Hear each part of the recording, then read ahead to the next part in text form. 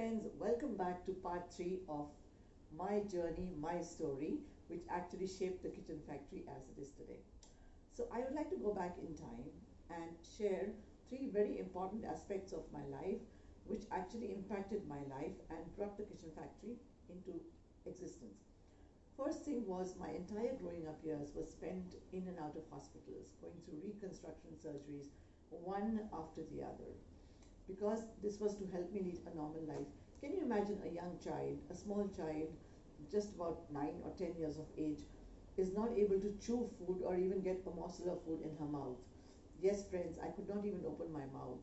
So they had to do reconstruction surgery for me to be able to make a mouth and make me open my mouth and eat normal food. For years, I grew up just drinking liquids with a straw. That was my hospitalization journey. This was such a journey where I was not just facing my own trauma, physical and emotional. At the same time, I was seeing a lot of suffering around me. I was seeing people suffer a lot. So there was my suffering and there was people suffering. And I think somewhere, probably I was too young to understand, somewhere this was shaping my personality. I was probably becoming a bit more sensitive as a human being to other people's needs.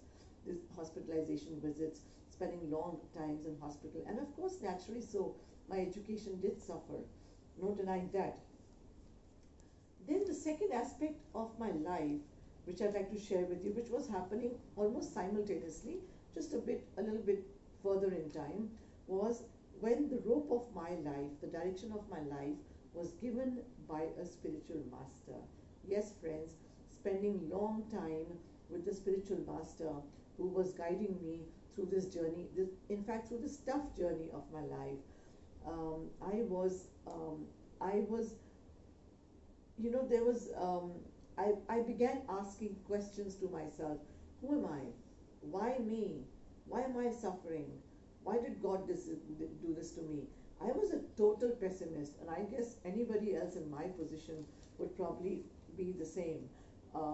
It's not easy to accept circumstances. It's not easy to accept trauma.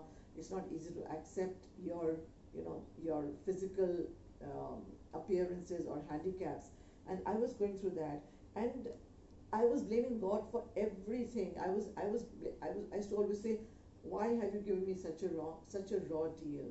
I mean, that's how pessimistic I was as a person, and which I guess was very, very natural. Little did I realize the spiritual guidance, the direction in my life was slowly but surely changing me as a person. It was showing me a different perspective to life where I had begun to change. I had begun to get some answers to why I went through what I went through. Who am I? Why did I go through what I went through? Yeah, and this actually helped me shed a lot of my inhibitions that were holding me back, that were really holding me back. And of course, thirdly and lastly, at this point in time, the third experience was thereafter I was pushed into the outdoors. So thanks to my father, who wanted me to get confidence and see the world, I took to adventure sports, whitewater rafting, mountain climbing. I trained as a mountaineer, and a whole lot of adventure sports. I was holding camps for children, nature study camps in the Himalayas, and I was doing a lot of sports which were not, those days, not many women did. And I was going out of the box and taking, like, I was developing courage because I was doing activities which were not normal sports. And mind you, I was always inclined towards sports. I probably didn't realize that till I went into the outdoors, because all my schooling years, my growing up years, was spent in hospitals. So I missed that part of me, that adventure part of me, that sporty part of me. Here I got this chance, wonderful chance. I started as a participant, and thereafter I became a part of the organizing committee in YHAI, Youth Hostel Association of India, Delhi State Branch, for almost 12 or 13 years.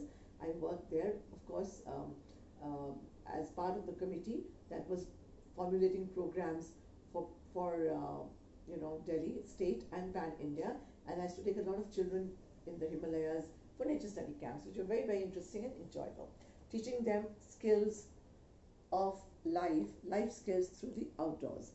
And this was my this sport was not just giving me confidence. It was not just giving me courage. It was not just making me step out of my shell and leave the fears behind and start accepting myself the way I am. I was not just interacting with my fellow colleagues.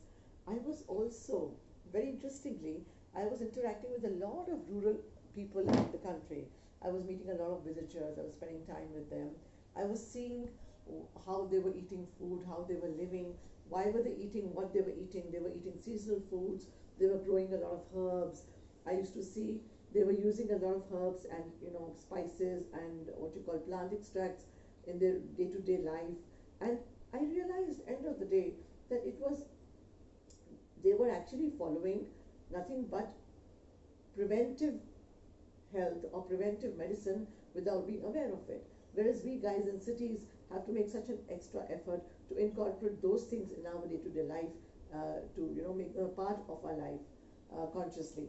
Yeah, so I think I was learning a lot about herbs. I was learning a lot about Ayurveda, and this was a very very wonderful journey. So and uh, these are the three aspects.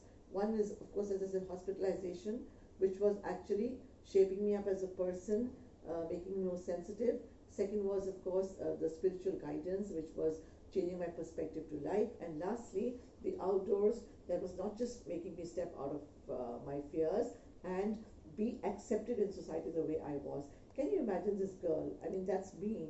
Who? It's very strange. It sounds very strange. And I'm sitting in front of camera today and actually recording this with my scars or whatever. I'm not conscious of them at all. Can you imagine? I'm the same girl who would not step outdoors, who would not step out of home, who, if at all I was made to step out, or if I was pushed out, I would actually put my face down and cover my face like this and walk on the streets. I didn't have the courage to even talk to people, forget about walking on the streets.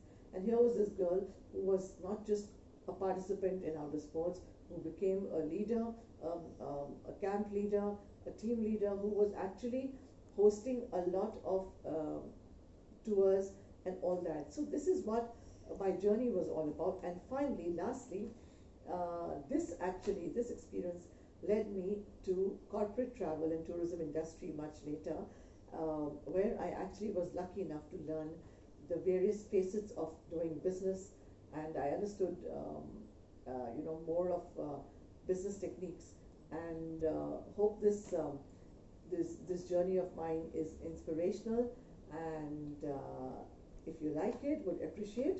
Like, subscribe, press the notification button, and don't forget to comment below. And stay safe and blessed. And remember,